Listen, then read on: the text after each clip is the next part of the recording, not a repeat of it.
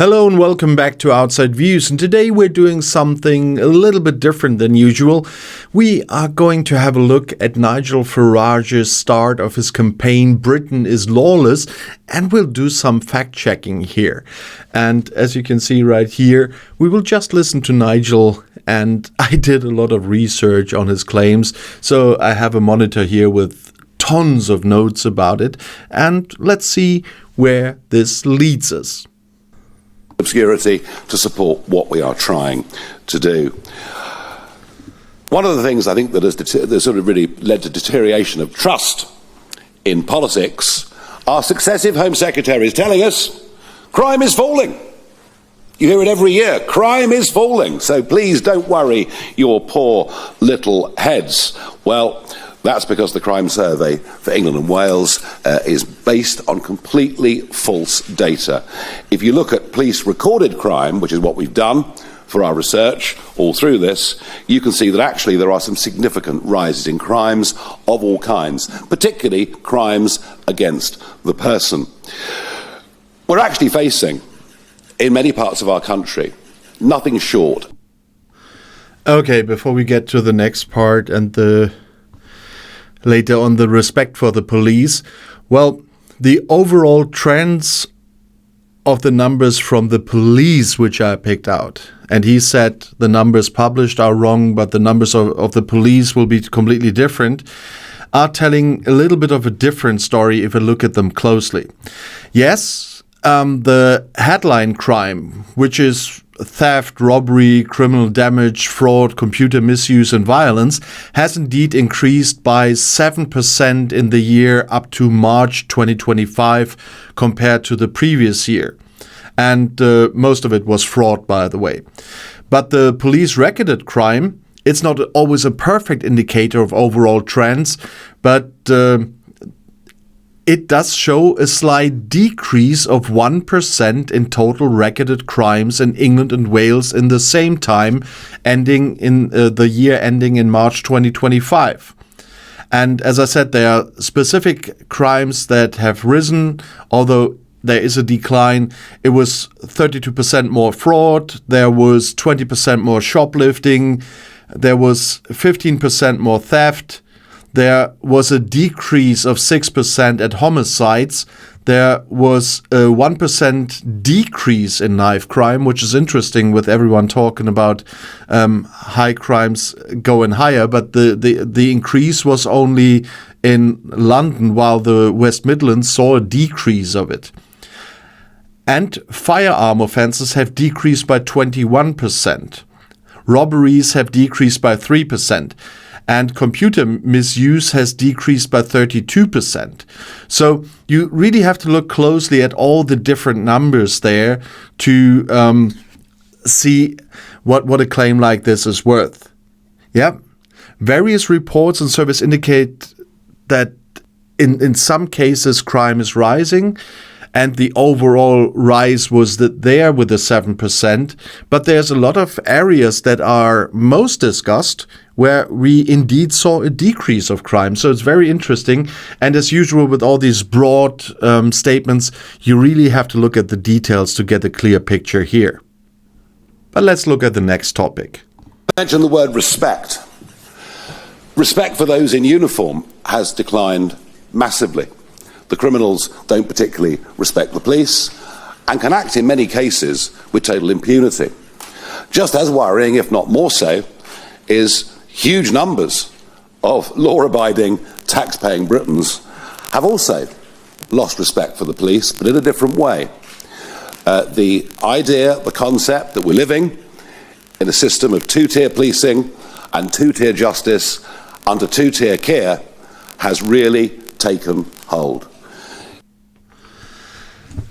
About that thing, and that's not a Britain-only thing, I have to say. Yes, you can see in a lot of reports and also in surveys that people lost some respect for the police, but also the public trust and confidence in them, they have really declined.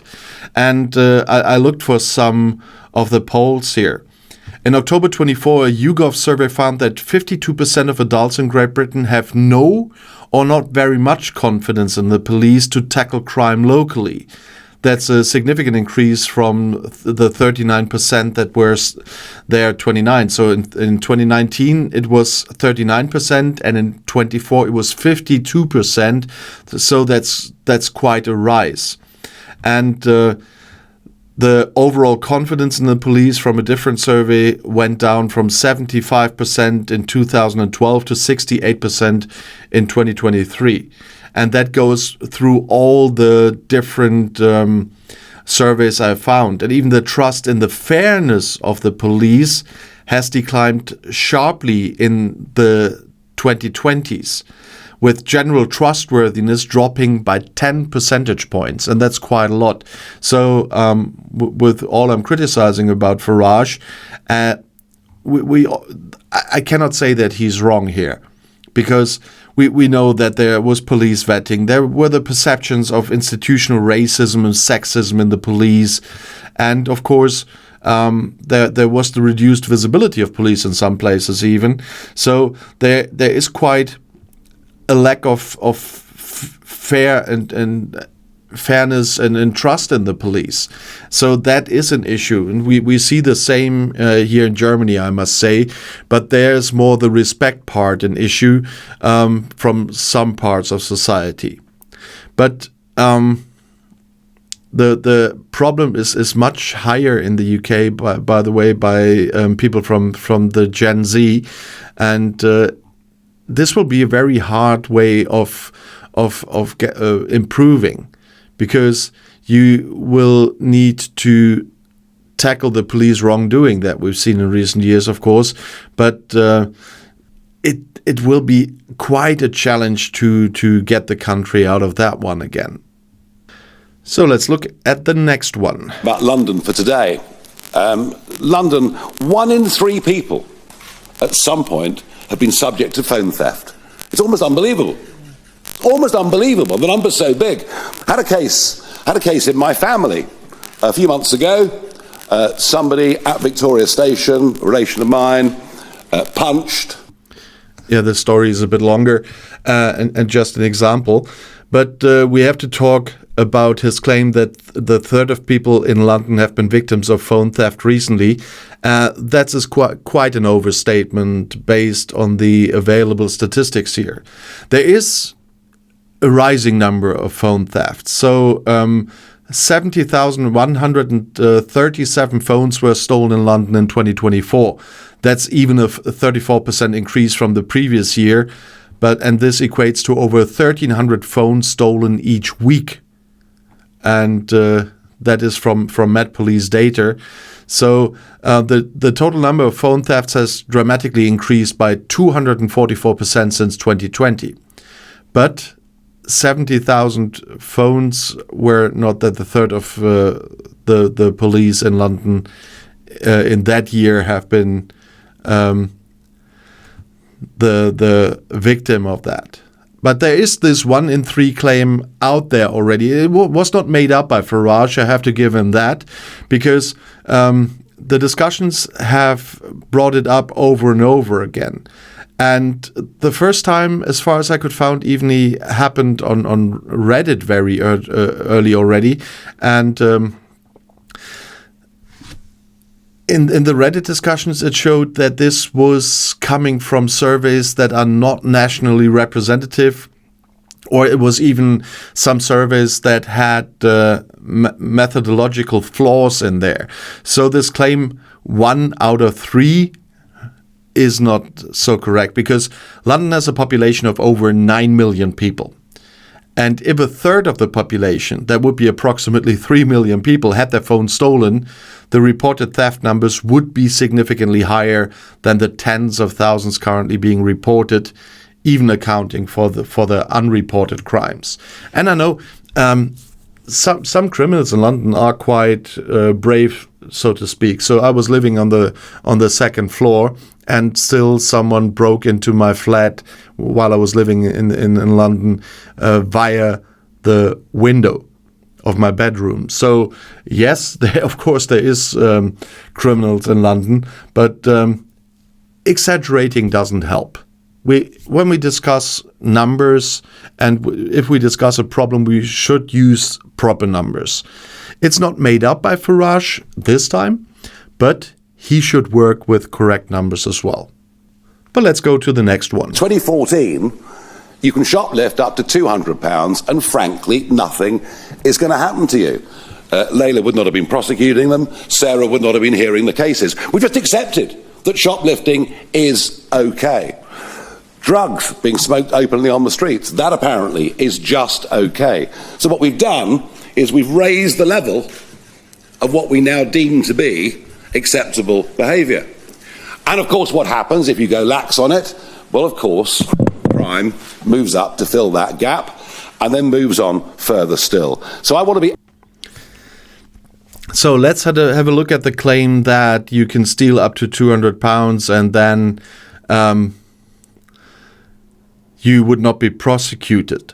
Because this is a common misconception, and as you often have the feeling with Nigel Farage, is that he picks something from print media or social media and then uses it for his statements and for his planning. Because the statement that someone who stole items worth less than £200 would not be prosecuted in the UK since 2014 is kind of a twist, because it's not entirely true, but it reflects a significant change in how these cases were handled. So there was the Anti-Social Behaviour, Crime and Policing Act 2014, and in it was section 176. This act did not make it legal to steal items under £200, nor did it prevent prosecution, or theft of any value remains a criminal offence, just to make that one clear. What did it was it reclassified low-value shoplifting, and that's theft from a shop of goods valued at £200 or less, as a summary-only offence. And this means it would typically be heard in a magistrate's court rather than being sent directly to the Crown Court, unless the adult defendant chose to have a Crown Court trial. And there was still a penalty. The maximum penalty for low-value shoplifting remained up to 6 months custody or a fine, and the law did not make people immune from that. So the law did not prevent prosecution. The change in classification, combined with resources pressure on police forces, led to a perception among some offenders and some retailers, of course, that they would not actively pursue it. And this was, they always said it was effective immunity or deprioritization of these smallest thefts. But, and some police maybe have treated that not accordingly as they should have. But it still was a criminal offense. And it still could get you in prison for up to 6 months or get you a fine. But the government is already working on that. They, in late 2024, and that already was the Labour government, they said they want to remove the £200 threshold and treat shoplifting with the seriousness that it deserves, and they don't want to change, or they do want to change that back to theft is theft kind of way. So, Nigel should have a little bit more care for details here than just looking at some headlines himself. I mean, he's using the headlines. He gets a lot of people voting for him by using headlines, but that's why it's important to have a look at all these. Not only with Nigel Farage, you have to do that with other parties as well when they are just giving press conferences like this. But in this case, once again, it shows you need to have a look at the details.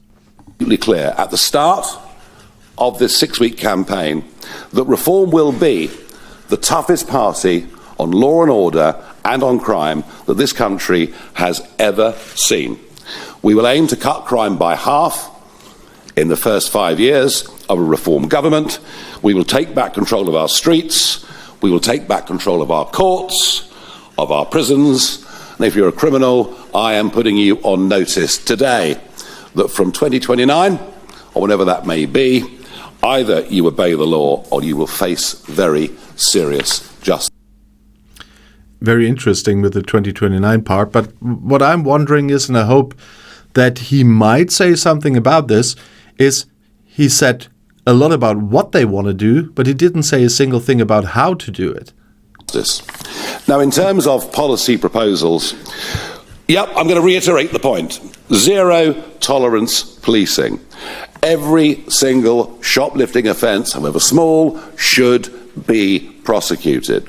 Every single mobile phone that is stolen, if we can track it, we need to go to the addresses and find out who these people are.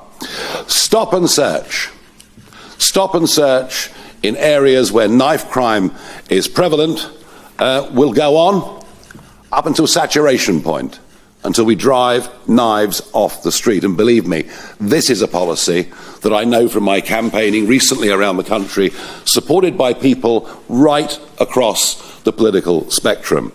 And if we have to build more knife arches at the entrance to train stations or bus stations or whatever it may be, then we will do it. Fast track arrest, we believe that is very, very important. And if we have to open pop-up custody suites and centres around the country, we'll do so, because many police stations not just closing in huge numbers around the country, but many police stations, including a local one in Clacton, have lost their custody suites. So we believe that fast-track arrest, holding people, is right. And perhaps the biggest pledge that we would make today is to say 30,000 more police over a 5-year term of a parliament. Well, the last thing I heard from a lot of governments already, but in general, on first sight, everything he says he would do, which now came at least with examples what they are planning to do that, it sounds as if it makes sense. But the question will now be, because especially with the promise of the 30,000 more police, how will they finance it? So in the rest of his speech, will he say anything about how they want to finance that? That will be the very interesting part here. And we will scrap all diversity, equality and inclusion roles, and we will aim for a higher and physically tougher standard of police officer on. And that's really interesting. I don't know if you've seen my video recently about Nigel Farage getting an old LGBT topic back out of the drawer just to stir up the public and get more attention again. And so now with the police, it seems that he found this topic to be so nice that he can mix it up with security now. And I mean, the diversity roles, etc., will not give him 30,000 new police or too many more people out on the street. It's I said it's a little bit of a smokescreen, as I said, when he took the topic out of the drawer again about gay marriages. He always sprinkles that in now, so he saw that this resonates with his viewers and with his voters, not only the viewers. But we will see how often we will unpack that one.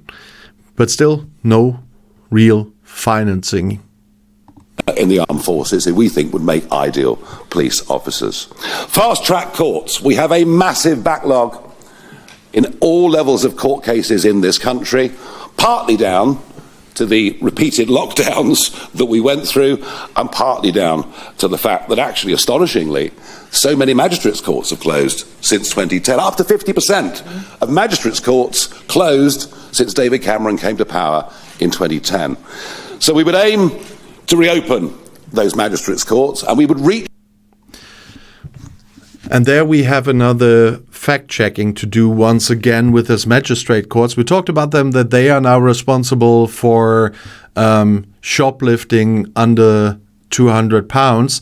And so we need to have a look at the claim that 50% of the magistrate courts were closed because of David Cameron, or since David Cameron became Prime Minister in May 2010.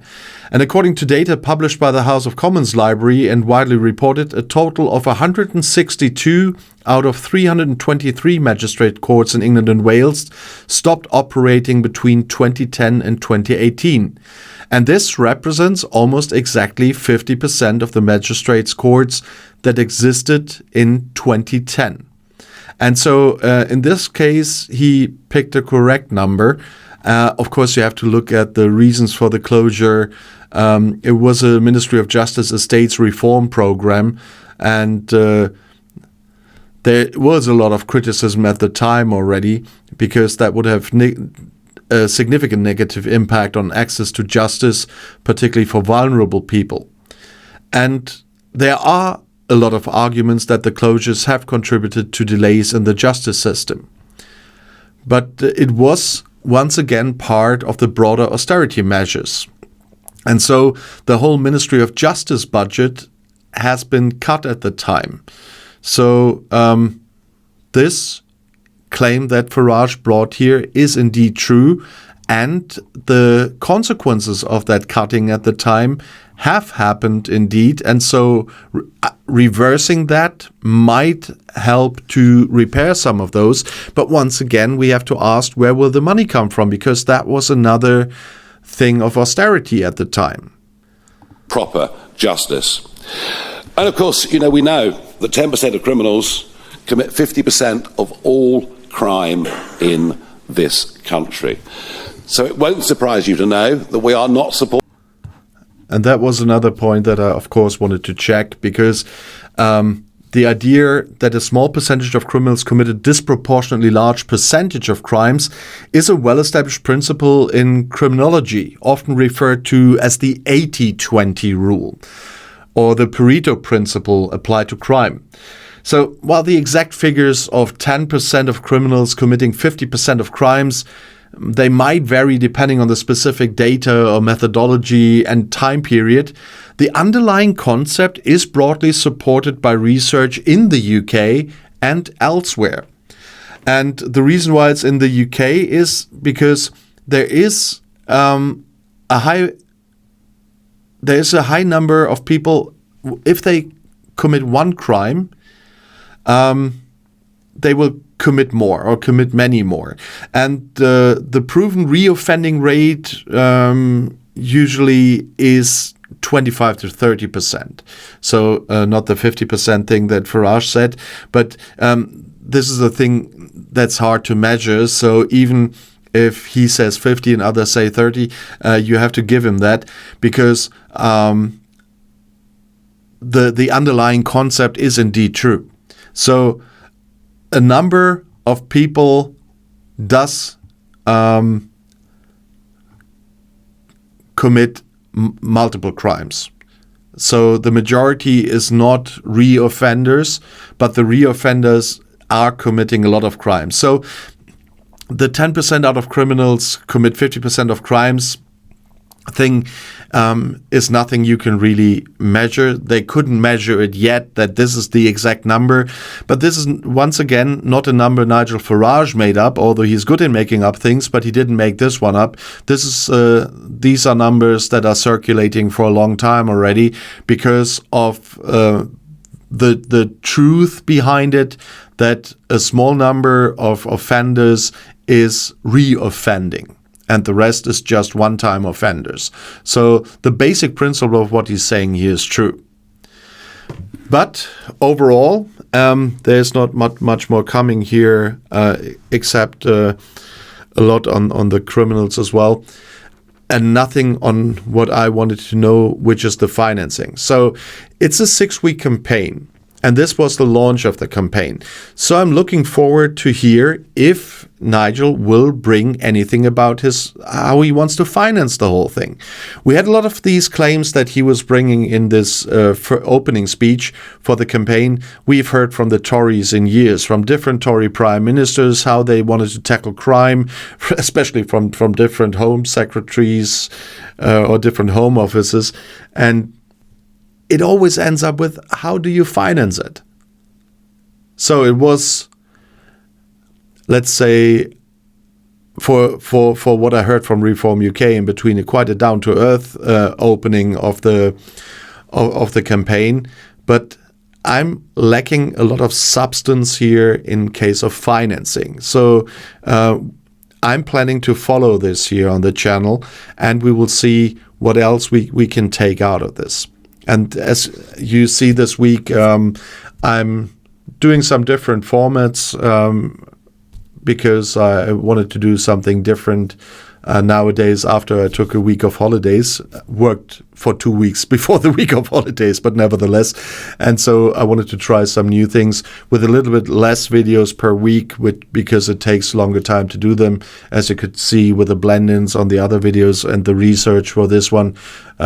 If I really want to fact check someone who's saying something certain and not a broader topic, that does take longer because you have to go through a video point by point and checking and everything.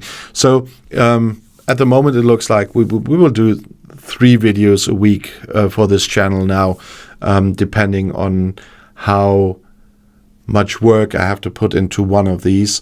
But I wanted to do something different because I myself can't hear too much about Brexit anymore, to be honest. Nevertheless, I hope you enjoyed the 2 other types of videos I did so far this week, and we will see how that will continue. But I'll definitely keep an eye on this Reform UK campaign presented by Farage here in this video. And of course, I want to know your opinion about this campaign, so please write in the comments below the video, and I'll see you very soon again.